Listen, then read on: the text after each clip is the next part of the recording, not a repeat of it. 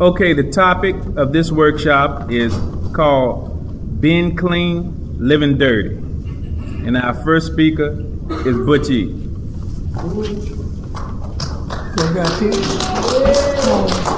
Thank you. Where I go, John? Right here? Oh, stay here? Okay, yeah. Okay, I'm Butch E and I'm an addict. And as I always love to start, the first thing I do is thank God. And the next thing I must do after saying that is to try to make it clear that this is not a religious program, but it's a highly spiritual program. This is a program where helpless, hopeless, powerless addicts can get a connection with a loving, caring power greater than themselves that could do for them what they can't do for themselves. When I got here, that's why I always like to share that way, because I wasn't comfortable with God. Somebody told me, they said, hey man, if you go over there with them people, they can help you stop hurting like you hurt. You know, it was obvious to everybody but me that I was hurting. I wanted to stop, but didn't know how. And that went on for many, many years. It wasn't until I came in here and seeing people that talk like me and act like me, not using, I said, man, and especially I got clean in my neighborhood where I used with a lot of guys. And I remember making my very first Narcotics Anonymous meeting, saying, oh, wow, I thought she was dead. They gave that guy 30 years. What are you doing sitting in here? You know what I mean? Because I sure wasn't seeing him in the streets. That was the spark of hope, you know? And I need to get this out the way right now. This addict right here can never, ever, ever take enough time to tell the God of mine saying I love him. And thank him for the present, because the present is the gift of life. It's real clear to me today. It's just by his grace, which is something I actually didn't earn. I don't know if anybody felt like they earned the right to breathe today. See, that's God's grace. And God's mercy is not getting all the things I actually did earn. And I need to say this. I'm sitting here in my 72nd year of life, truly, and I mean truly, being blessed to live two lifestyles in one lifetime. If you're an addict and you're in this room, you know the horrors, brother. And like most of us, we know it could be worse. You know what I mean? It could be worse. I've been afforded an opportunity to learn how to live happy, joyous, and free without having to put no mood, mind-altering chemical in my body. And man, you talk about a happy camper. I'm so grateful like you, Bruce. You know what I mean? This fellowship can make a promise. If you are an addict and you're sitting in this room right now, this fellowship can make a promise to you. I'm sure most of y'all know the promise. The promise is we can promise you freedom from active addiction, because this is an honest fellowship, and we're going to tell you the truth. Freedom is not free. But if you want what we got, you got to do what we do. I need to share this too along the journey, because this week I was able to spend some time with this cat was my second sponsor in New York City. I got clean in New York.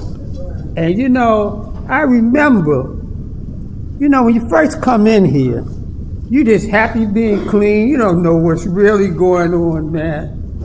And he told me, he said, Butch, you want to know how strong your recovery is? And that blew me off board. Yeah, I want to know.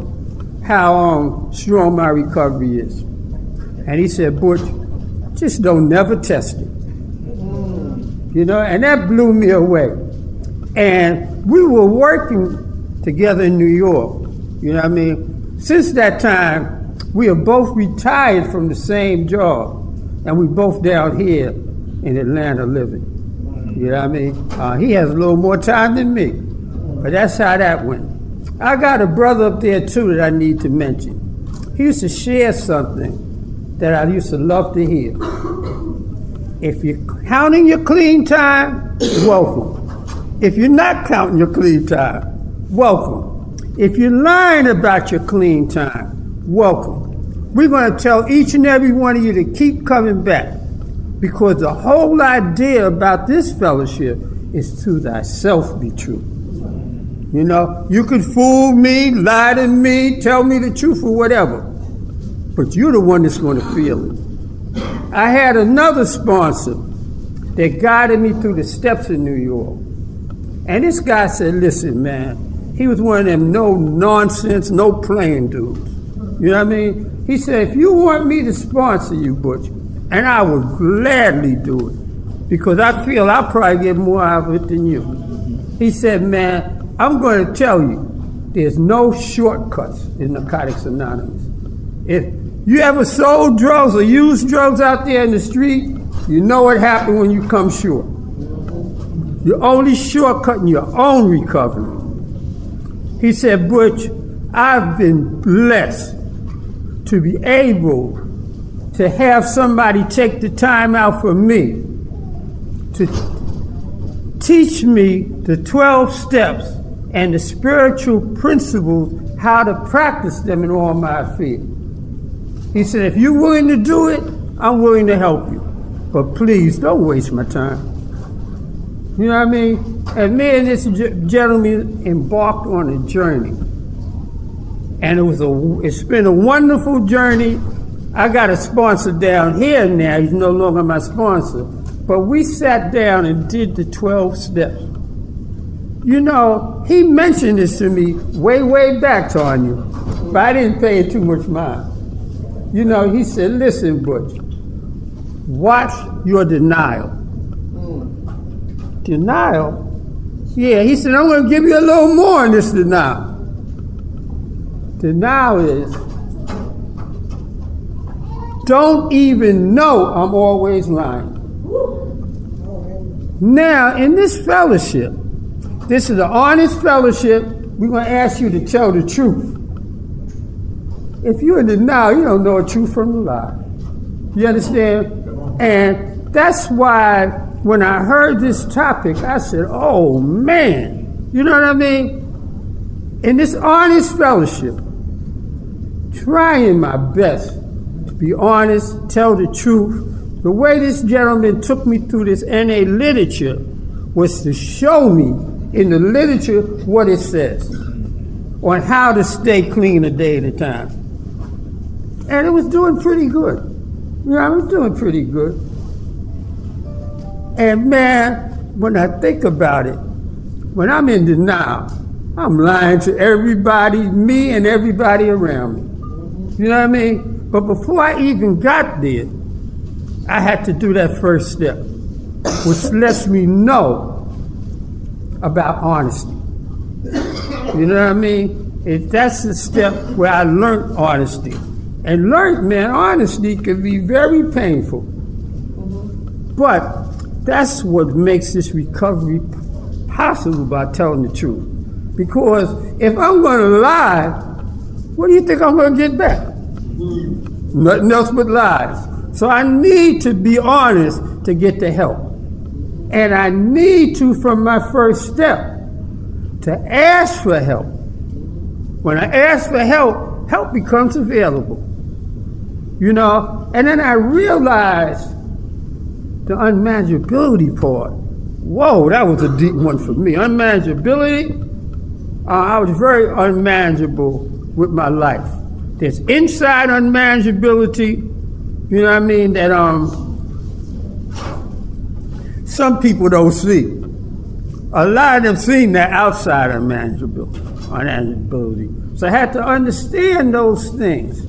And I had to understand because I was unmanageable, I need a manager.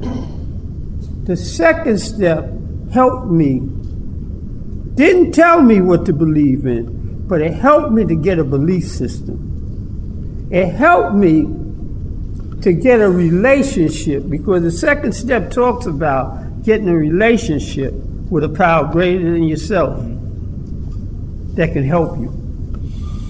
You know what I mean? And if this power can help me stay clean, that's all I really needed. You understand? And y'all told me some slick stuff, man, but cool stuff. You know what I mean? Listen, man, you may not have no belief system, but just at night say thank you. In the morning, say thank you. And ask that power to help you make it through the day. You do your part, that power will do its part. And I'll tell you the truth, since it was working pretty good, I was doing it. And I looked around, man, and I didn't have the obsession and compulsion to use drugs. Now, I can't tell you I remember what particular day that lifted, but you know, when that lifted, I knew this power had to be greater than me. It was much greater than the disease of addiction. And that's how I got in tune with a higher power that I relate to on a daily basis. You know, as many times of the days I can carry. You understand? Just like, man, I remember I had a little girlfriend one time. Boy, I used to call her, man. You know what I mean? Just felt so good. My sponsor said, well, get into a relationship like God with God like that. I remember he did something to me. You know, because it's still at that era, I was like trying to be a slick addict. You know what I mean? And he said, but you not slick, you sick, man. You know what I mean? He said, man, you want to know who's speaking? You know what I mean? He said, well, get in that type of relationship with the God of your understanding. So about 3 days passed, right? And I was told to call my sponsor regularly. You know what I mean? Which I didn't have no problem doing. I know a lot of people have problems calling the source that's there to help you. But I didn't have no problem. And I remember calling him, and I said, hey, Victor, what's happening? He said, hello, but my name ain't Victor. I said, man, I know you. You know what I mean? We've been down together. He said, well, you want to know who's speaking, get in that same relationship with God. So you know who's talking when somebody's speaking to you. And that was real powerful to me. That helped me a lot. It was time to make a decision. And this was, man, I remember this, Carrie, and I love it. Carrie told me one day, he said, Butch, you got a wonderful life. He said, man, you know what? He said, it's okay to be yourself. It's okay to be a nice guy. And I thought it was okay to be arrogant, Bruce. No. You know what I mean? That's what I thought. I'm telling you my six thinking. Come on. But when the brother told me that, be a nice guy, and I always wanted to be a nice guy.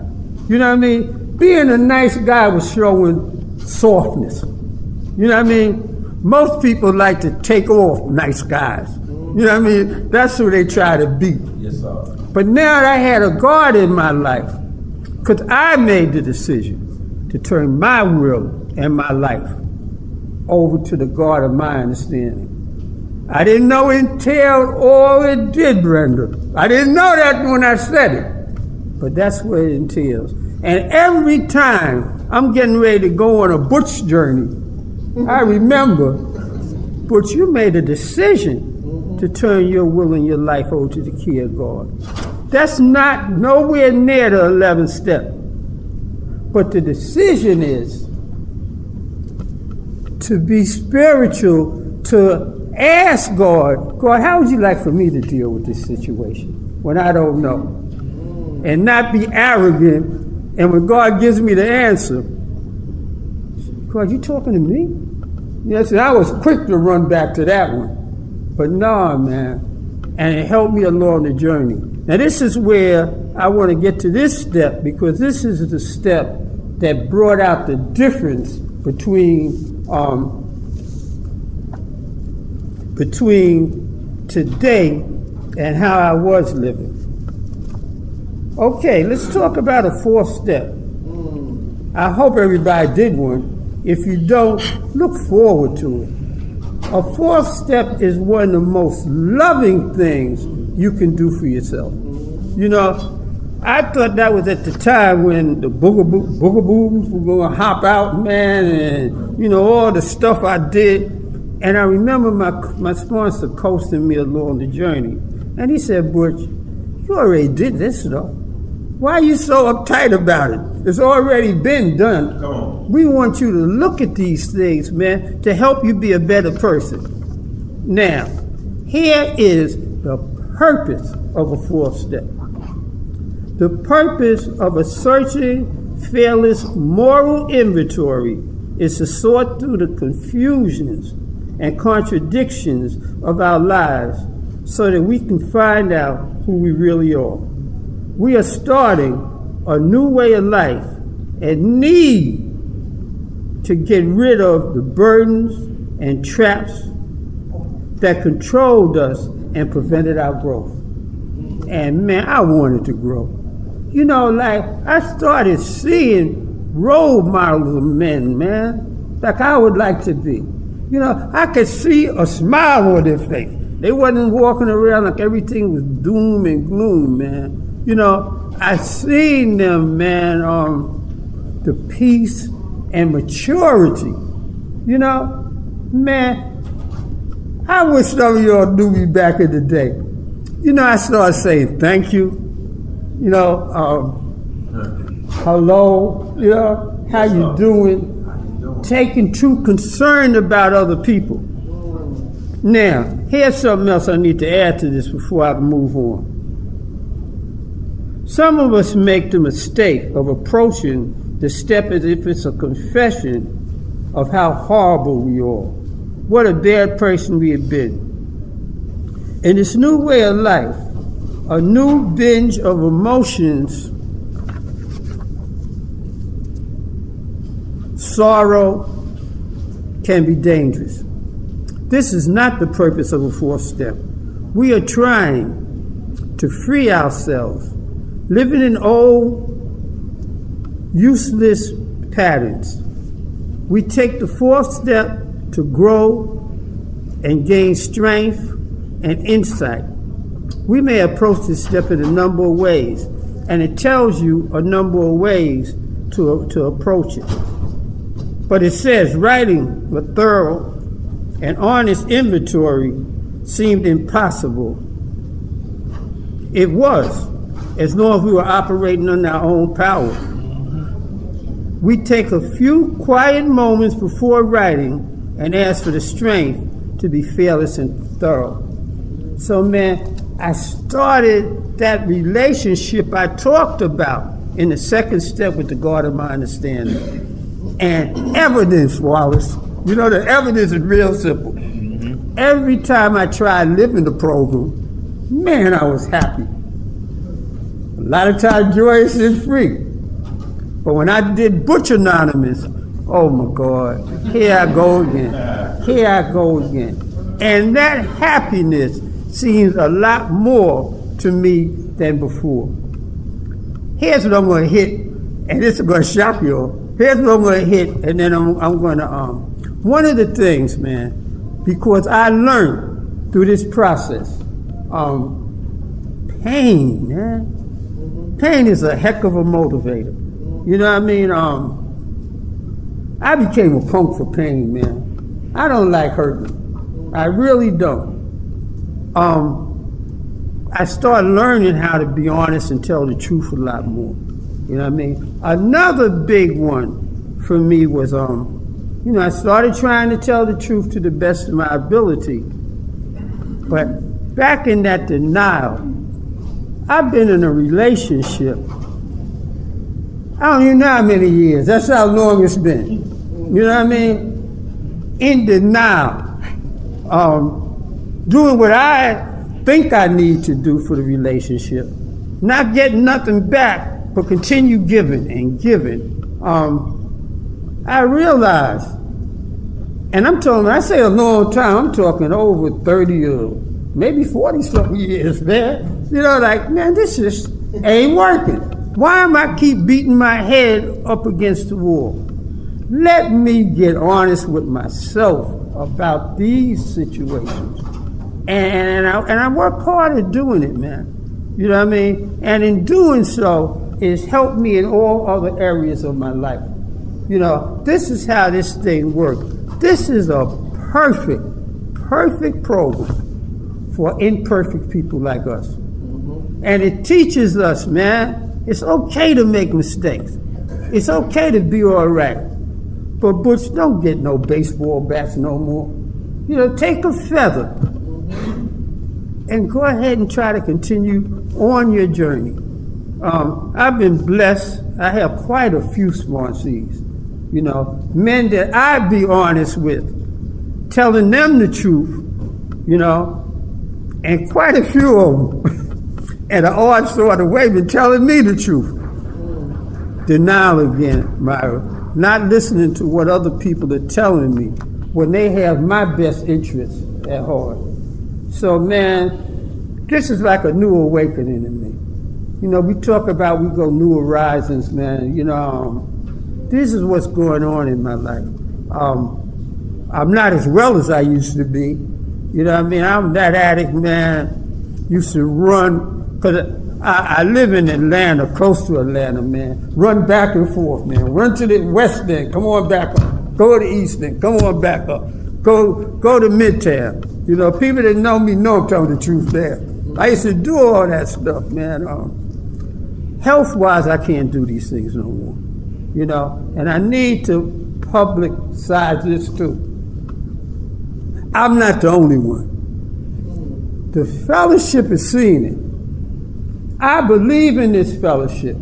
Every piece of literature, I believe in. And the fellowship, for some of y'all that may, you know, be at a different level, they even offered us another book. The journey continues. Set up more so for a lot of us that's been around a while.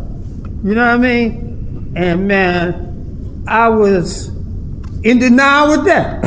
You know what I mean? But the more I read it, the more I see, man, hey, they're talking about you, Butch. You know what I mean? So, man, this is a never-ending journey. I'm still on it.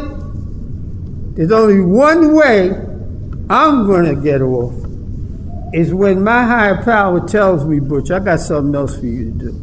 I'm that cat, like me and Tanya used to talk about. Did anybody say they want to be an addict?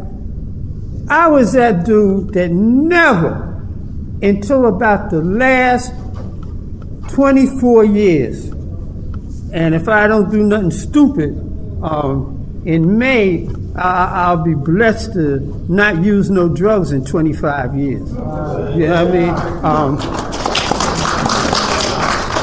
I've been blessed to see there's always work to do. This is a type of fellowship. The more I give of myself unconditionally, the more I end up receiving. And this fellowship is so awesome. Here's where I'm going to stop. I guess I've said enough. Huh? I did say enough? Oh, okay. You know what? I remember back in the using days, man. I remember when I was using, people used to come up to me. Not just family. People would come up to me. Why don't you stop, man? Why don't you look at yourself, man? Why don't you stop doing all that crazy stuff? I used to look at them like they crazy, because they was crazy. Because I understand they didn't know how bad I really wanted to stop doing all that crazy stuff, but just didn't know how. You know what I mean? When I came to y'all said, Butch, we're going to tell you how to stop, and we're going to go one step better than that. We're going to lead by example to show you, no matter whatever going on in your life, you never, ever have to use drugs again. And man, that was so awesome to me, man. And I still hold the fellowship to that. You know what I mean? We have never, ever seen an addict relapse that lives the Narcotics Anonymous program. And they said, Butch, we're not talking about other people. We know you're a knucklehead. So here, we're going to give you an RT to show you how to live the program. And, you know, I take advantage of all these things. Shutting up. This is what we did, Thomas. Remember, I'm going to read exactly that. I'm just going to read this right quick. And then I want to thank you all. We have, when we were using, reality became so painful that oblivion was preferable. We tried to keep other people from knowing about our pain. We isolated ourselves and lived in prisons that we built with loneliness. Through the depression, we sought help in Narcotics Anonymous. When we came to NA, we were physically, mentally, and spiritually bankrupt. Some of y'all would like that? Oh, that's cool. We have hurt so long that we are willing to go to any length to stay clean. And here's what our literature says. Our only hope. Let me put my glasses on. I don't want to mess up. I had some glasses. I got something on. See? I'm getting better. Our only hope is to live by the examples of those who faced our dilemmas and have found a way out. Regardless of who we are, where we came from, or what we have done, we are accepted in Narcotics Anonymous. You know what I mean? And man, nobody else was accepting me. You're the last house on the block. Our addiction gives us a common ground for understanding one another. Here's the hit. Please don't slip by this. Please. As a result of attending a few meetings, we begin to feel like we finally belong somewhere. It is in these meetings that we are introduced to the 12 steps of Narcotics Anonymous. We learn to work the steps in the order as they are written and to use them on a daily basis. The steps are our solution. They are our survival kit. They are our best defense against addiction, which is a deadly disease. Our steps are the principles that make recovery possible. And thank you for allowing me to share. All right.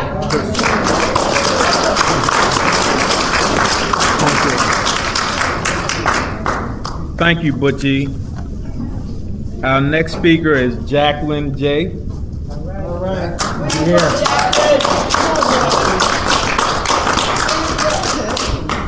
I found my name Jacqueline and I'm an addict. Hey, Jacqueline. I'm grateful to be in the meeting. It's a real good day to be clean. Yeah. And I'm truly grateful to be of service today.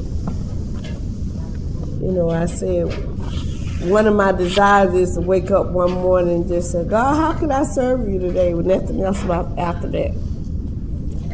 So I got some work to do. And my sister said, God gonna use you. People told me that when I was in the streets. God gonna use you. But anyways, my spicy brother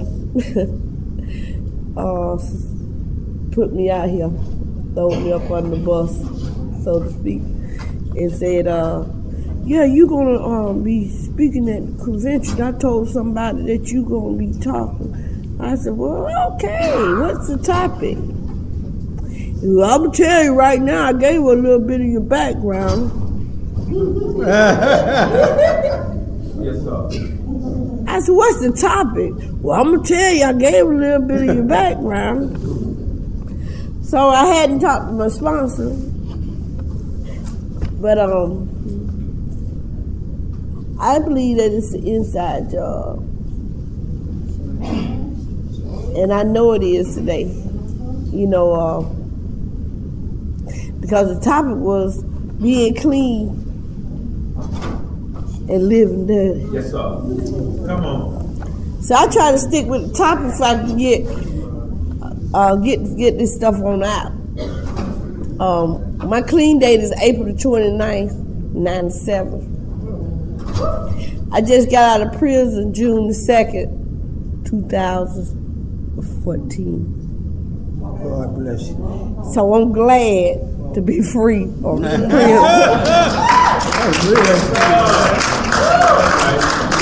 I just want to get that out because, you know, a part of me wanted to be offended. The only reason they want me to come up here and talk to guys, I'm talking about freedom. I'm not talking about prison.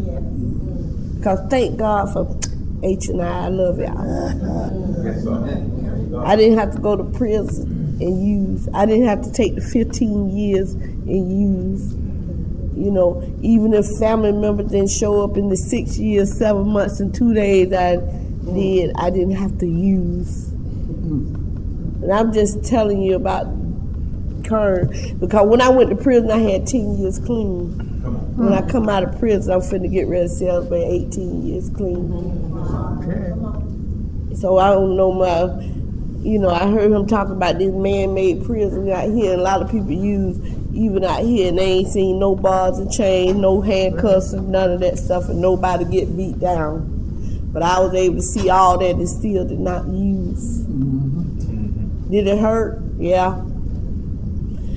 But I want to go back and share a little bit. Yeah, I was the chair out of the area. I'm from Chattahoochee, Flint River area, one of the best areas in Georgia. Yes, sir. And I was the lit chair of the area for 3 years. Started a midnight weekend group.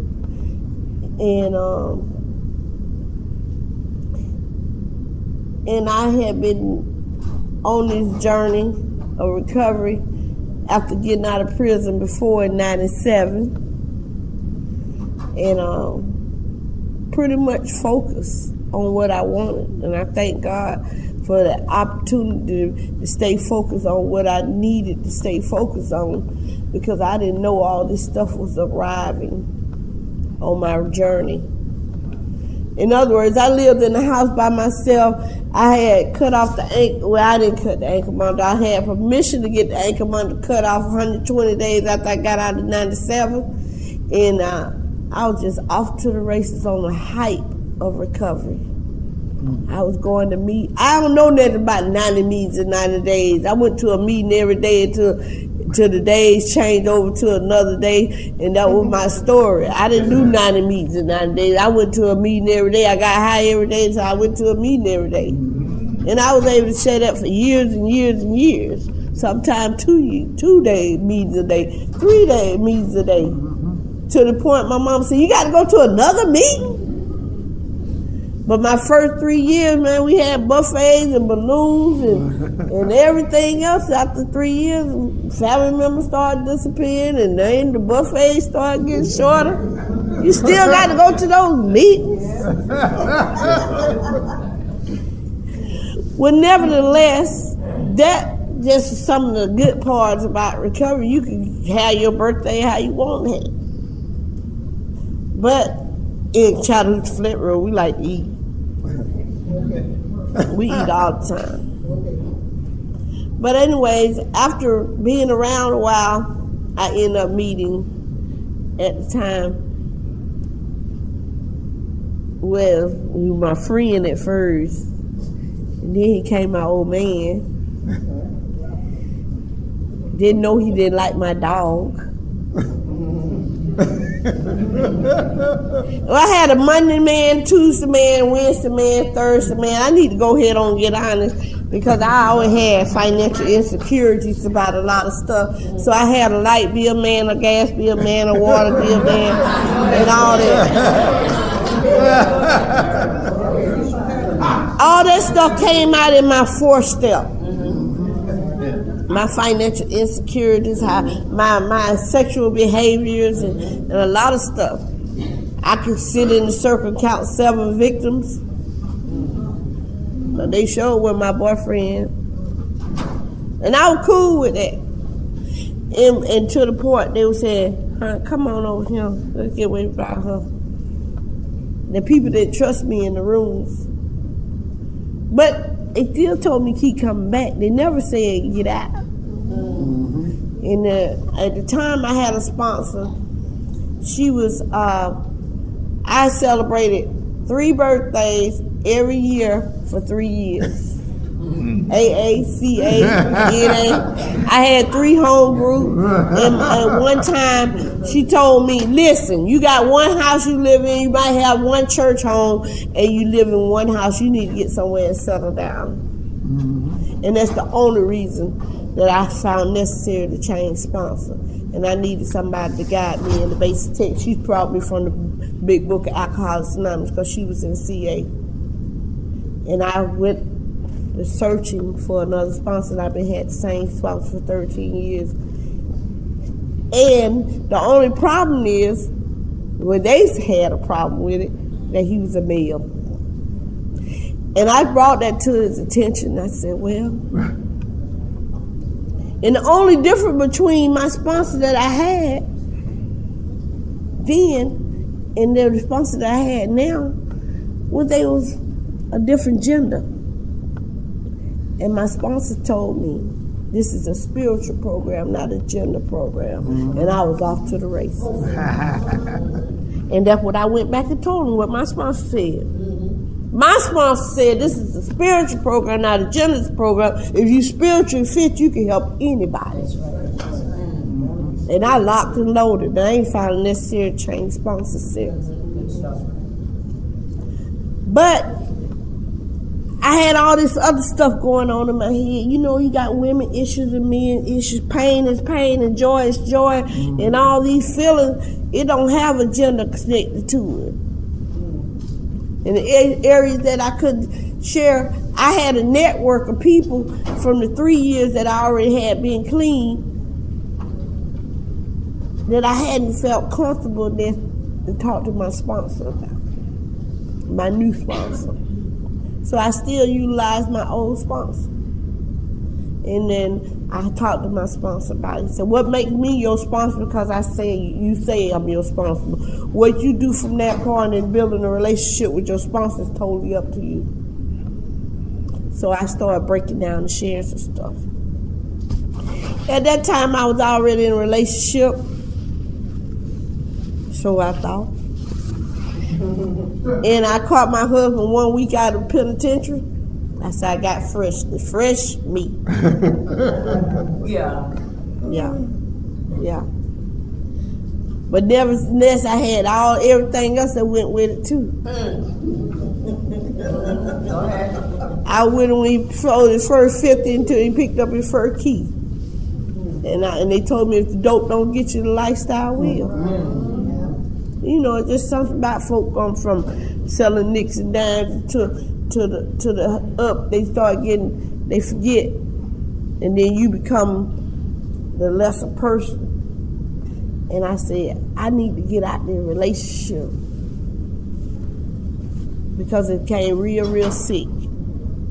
In other words, I heard in another workshop that I'll compromise everything that I work for in recovery. Go ahead.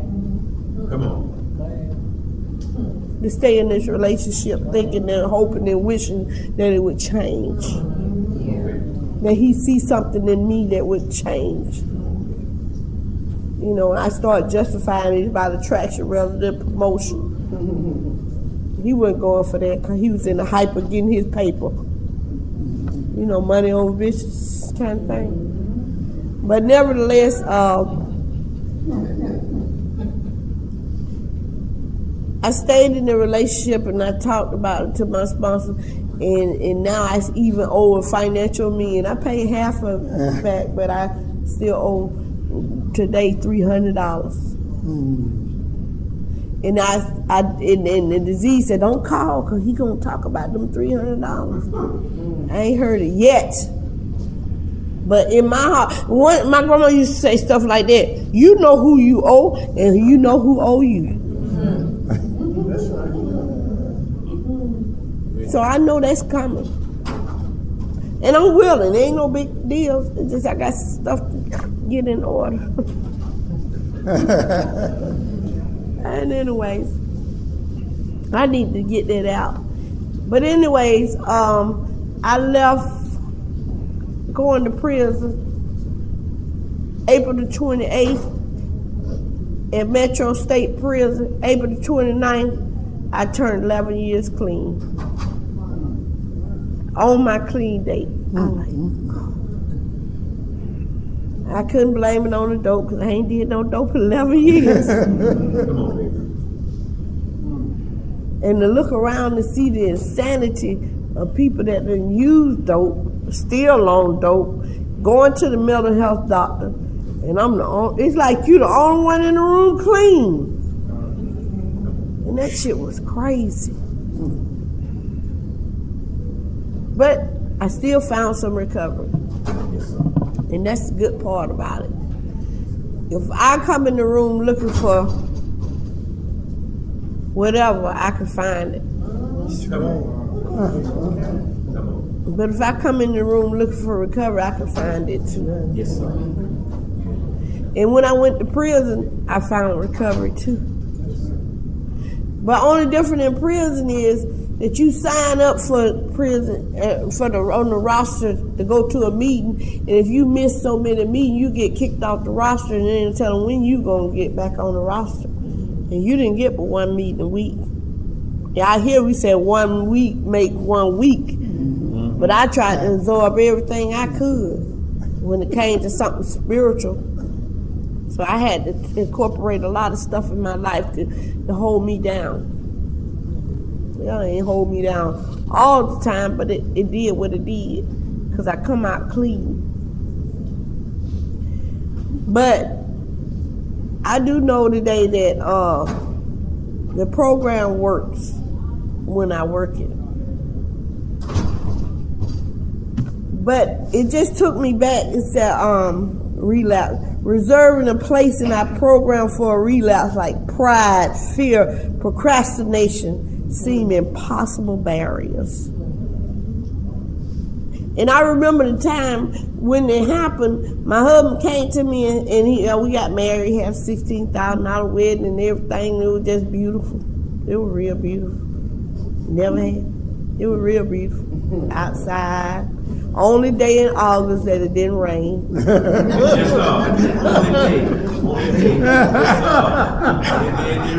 Only day.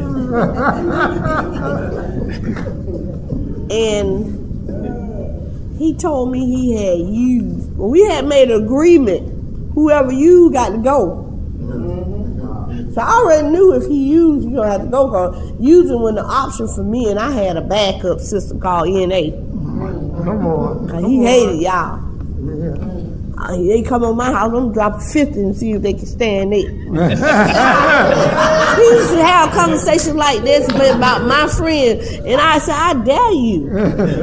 And the same thing that he said, folk that use a week, he was one that used, and my world went tailspin. The living room suit got added up, put it on the truck. I woke up in the middle of the night, I hear dishes rattling, he done roll my damn dishwasher over to the door. All kind of stuff. You know what we do when we use. That was my Christmas present.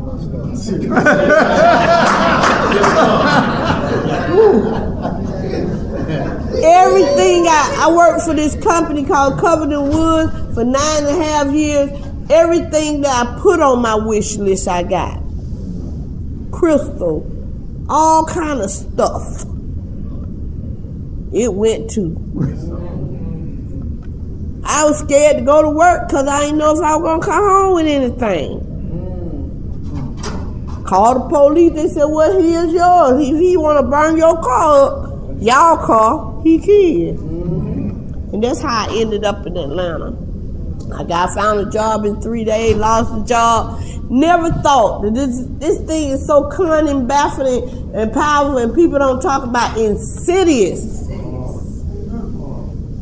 They say it's like a wind on the back of your neck. You be like, ooh. Never taught me that, listen, you work for 9.5 years, go file unemployment. By the time I filed unemployment, I already had a dope charge. My disease said, you know, you can't get out here in Atlanta. Atlanta gonna chew you up and spit you out. You need to get your grind on. You ain't doing no dope, so you need to go ahead on and get with this program. I got right around the same people. I ain't using. You know, you can do it now, Jay. They call me chicken.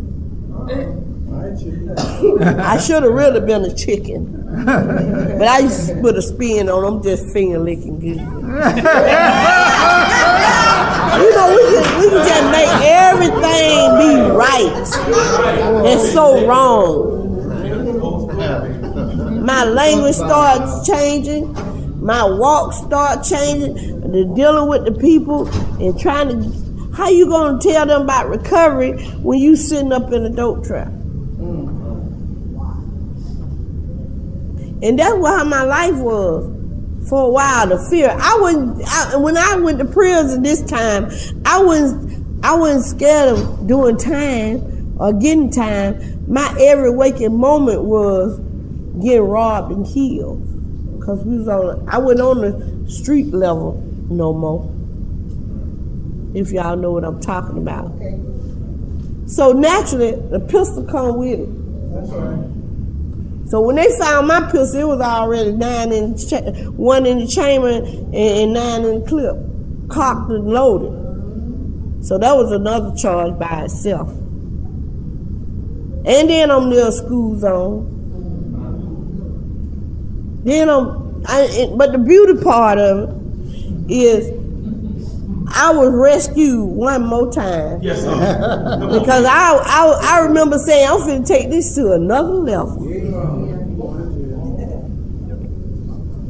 Because they were talking about, you ain't got to sell dope no more. All you got to do is pick up the money. See, these people had this kind of trust in me because I'm not using.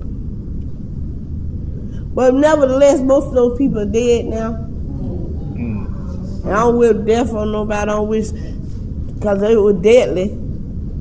Either they died from the horrors of addiction or they died from some form of, you know, we do what we do to get what we get. And I can count about 10 people right off the top of my head that I got high with, that I got clean and left behind and came back to the same spot. And they thought I was the shit. Because I wasn't using. But really, I was. Come on, baby. I just didn't pick up the substance. Yes, sir. You in there. Still going over to the Highland Club when the fire got too hot. I did it. I left the trap. When it got too hot, I left the trap and went to Highland Club to get some classes. Y'all help me. Just to get a little relief. And then people at the Highland Club said, where you been? Oh, I've been around. They said, you just keep coming back, don't use no matter what. But they already knew. They seen the stress and the degradation and all that written all over my face. Because they thought I really was from Atlanta, but I really wasn't. I was from Columbus. I just didn't choose to use around my family. Every time I did wrong, I got the hell away around my family because I didn't want them to get caught up in my mess. Because I need to tell y'all, when my mess back then called my mama to get 5 years. Because she hid my checks from me. And I found the church checks. And she was the secretary of the church, so she was over the people's money. And they said, you either prosecute your daughter or we gonna prosecute you. And my mama said, I can't prosecute my daughter.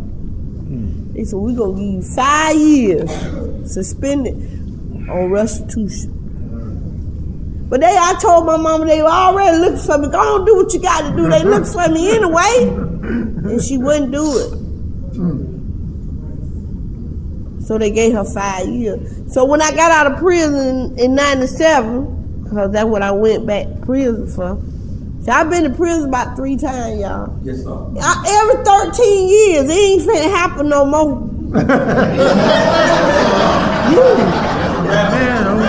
I went to prison in the 80s, I went to prison in the 90s, and I went to prison in the 2000s. But the literature says a second admission must be made before your foundation is complete. See, I remember saying, God, if you just let me get home this time, I'll do whatever necessary in order to stay clean. I said the same prayer. If you let me get out of prison this time, I'll do whatever necessary to stay free. Because I don't want to see the fact where my mama need me and she can't get to me. I'm just a phone call away. You know, I'm a real coward when it comes to my mama. You know, 'cause I told my mama I love her one day, and my mama said, how you gonna tell me you love me and look what you're doing to yourself? See, I remember the conversation when they said, a good wind come along to blow you down. You so little you can hide behind a telegram pole. Now she be saying, you just eat too much. My mama don't worry about me using dope no more. She worry about my behavior and being stripped away from her daughter one more time. See, my mama kept her phone on as long as she could to go over tell Lee, said, you ain't got no more service. I was real glad to get to the halfway house. I said, I no longer need y'all service no more. I stayed on the job. I was 2 blocks away from the trap that I left when I got arrested and got the 15 years. Ain't God good, and I never stepped foot on their land.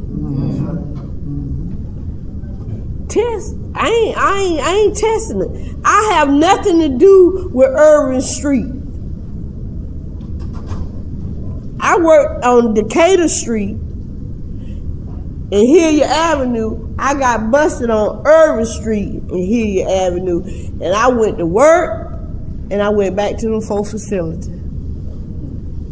But I still had a behavior problem because I had to go back to prison 7 months and 2 days because I got into an altercation with a girl at the halfway house.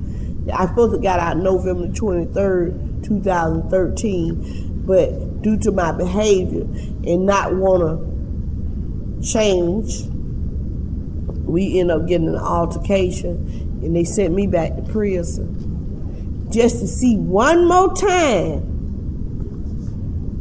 the diagnostics, to see one more time, do you really want to be free?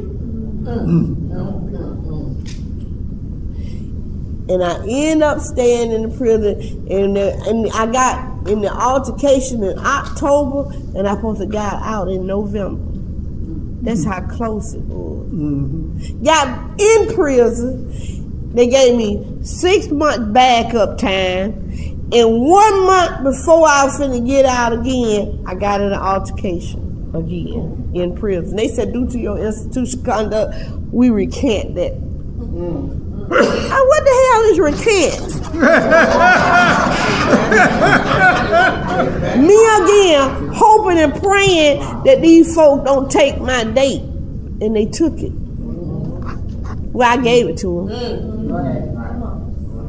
But this time I went and we went to what's called 96-hour hearing in prison. I said, Captain, I got sent back for the same reason that I'm standing before you now. I got honest. I said, I just don't know what to do when a person, I tell them to go head on and they keep charging me.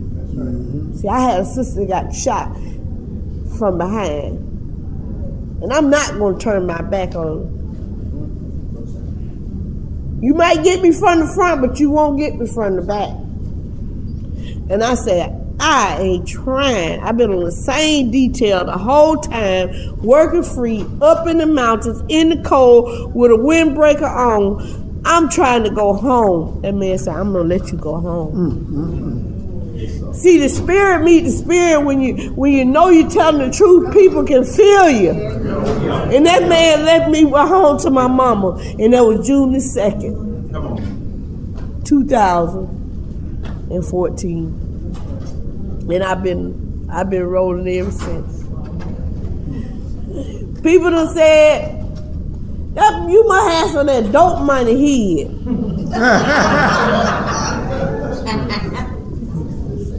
Cause I ain't holding my head down.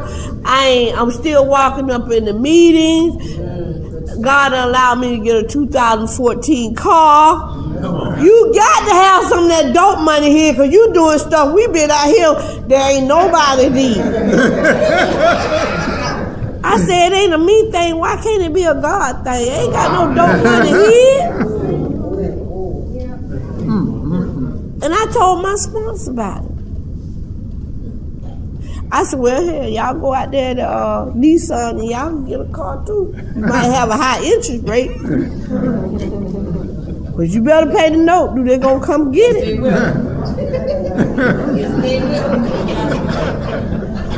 So I've been on the same, I came out and I knew financial insecurities that I had issues with my brother because my truck had been paid out. I knew I ain't had no car note when I got out. But yeah, they pawned my title, tore up the transmission. First I got a truck, then when the gas was real high, and I found out the gas would cost more than my truck, I took the truck back. Then I got a Nissan. So I made some decisions since being here is to do the next right thing for the right reason. Somebody kept saying, have you registered yet? Have you registered yet? No, I only had enough gas money to get here and to get back, and I got $11 to eat with, and that made me feel some kind of way. But I ain't telling nobody, but I'm telling y'all. Yes, sir. Because I'm one that used to getting money and having what I need and what I want. Mm-hmm. But I ain't dirty. That's right. Yes, sir. I ain't sharing clean and living dirty today. Come on now. Yes, sir. Yes, sir. That's the tailspin of recovery. Because they told me it ain't about money, property, and prestige. It's about carrying the message of hope. I got a check back there waiting on me now. Yes, sir.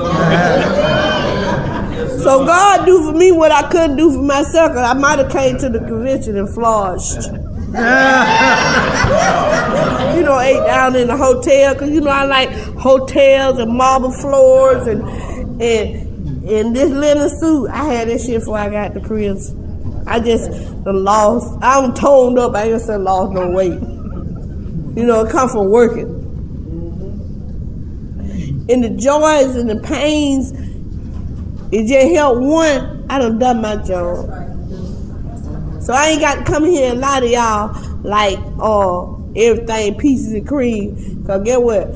I don't help pay other folk bills and then pay mine. I could have been way on my way. Because when I went to the highway, how I work, they save your money. When I got out of the highway, how people already count my damn money. But due to the fact I got sent back to prison, I still had to take care of myself in prison. But in their mind, that I still had this money from the halfway house. So everybody just laying back cool. They ain't skinning you down when you come out of prison no more. Here, baby, he'll take this 50 or 100. I know you just coming up. They ain't doing that no more. Your homies and your hustling partners on the street, they ain't doing that no more. It's hard out there on the yard. No freebies? Ain't no freebies. On top of that, the people that's out there, I went out and got me a day labor job because I couldn't wait on nobody to hire me. And from me showing willingness, God opened the door into a temporary job, and I've been on a temporary job ever since October, all the way to this day. Yes, sir. It don't matter what the title, temporary labor job, long as it pay the bills to me. And I ain't got to think about those old ideas. Yes, sir. If I can handle a little thing, God gonna bless me with many.